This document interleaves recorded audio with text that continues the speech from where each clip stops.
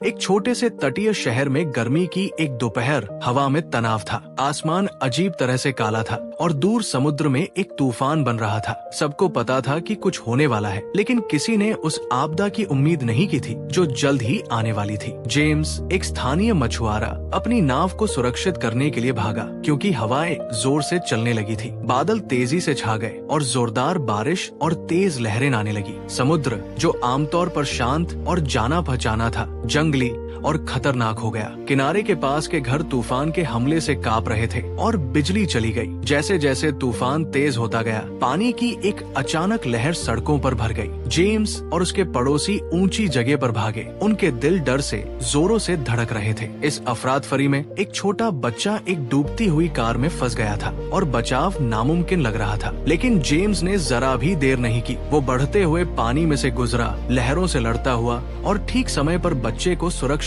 बाहर निकाल लिया। जब तूफान आखिरकार गुजरा तो शहर तबाह हो गया था, लेकिन जिंदा था। इस आपदा ने हर इंसान की हिम्मत और दयालुता की परीक्षा ली थी। हालांकि इमारतें क्षतिग्रस्त हो गई थी और यादें हिल गई थी, लेकिन समुदाय की भावना टूटी नहीं थी। जेम्स की बहादुरी उम्मीद का प्रतीक बन गई कि सबसे बुरे पलों में भी लोग एक साथ आकर आपदा का सामना कर सकते हैं। तूफान की अगली सुबह वैसी नहीं थी जैसी शहर के लोगों ने कभी देखी थी। सूरज तो निकला, लेकिन उसकी रोशनी में केवल तबाही का मंजर साफ दिख रहा था। समुद्र अब शांत था, जैसे उसे अपने किए पर कोई पछतावा न हो। सड़कों पर कीचड़, टूटी नावें और घरों के अवशेष बिखरे पड़े थे। पूरे शहर में एक अजीब सा सन्नाटा था। लोग अपने टूटे हुए घरों को देख रहे थे, लेकिन उस सन्नाटे को जेम्स के हथौड़े की आवाज ने तोड़ा। वो अपनी नाव की मरम्मत नहीं कर रहा था, बल्कि अपने पड़ोसी के घर की छत ठीक करने में मदद कर रहा था। जेम्स की बहादुरी की खबर पूरे शहर में फैल चुकी थी। जिस बच्चे को उसने बचाया था, उसका नाम आर्यन था। आर्यन के पिता, जो शहर के एक प्रभावशाली व्यक्ति थे, जेम्स के पास आभार व्यक्त करने आए। लेकिन जेम्स ने बस इतना कहा, समुद्र हमें बहुत कुछ देता है, कभी कभी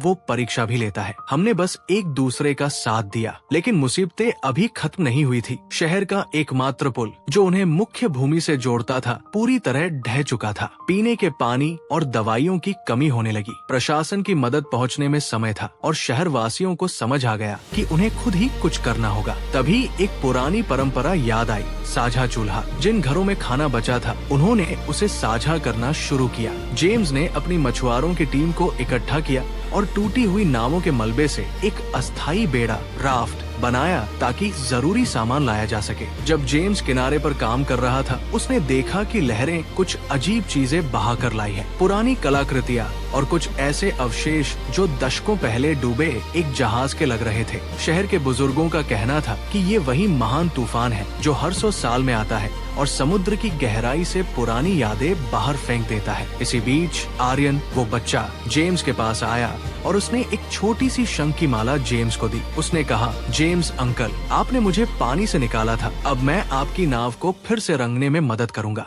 हफ्तों की कड़ी मेहनत के बाद शहर फिर से खड़ा होने लगा। दीवारें शायद उतनी मजबूत नहीं थी जितनी पहले थी, लेकिन लोगों के बीच के रिश्ते पहले से कहीं ज्यादा गहरे हो गए थे। उस तटीय शहर ने दुनिया को सिखाया कि आपदा केवल विनाश नहीं लाती, वो ये भी दिखाती है कि हम भीतर से कितने मजबूत हैं। जेम्स अब सिर्फ एक मछुआरा नहीं था, वो उस शहर की आत्मा बन चुका था। शाम को जब वो समुद्र की ओर देखता तो उसे डर नहीं लगता था। उसे गर्व होता था कि लहरें चाहे कितनी भी ऊंची क्यों न हो, इंसान की हिम्मत उनसे हमेशा ऊंची रहेगी।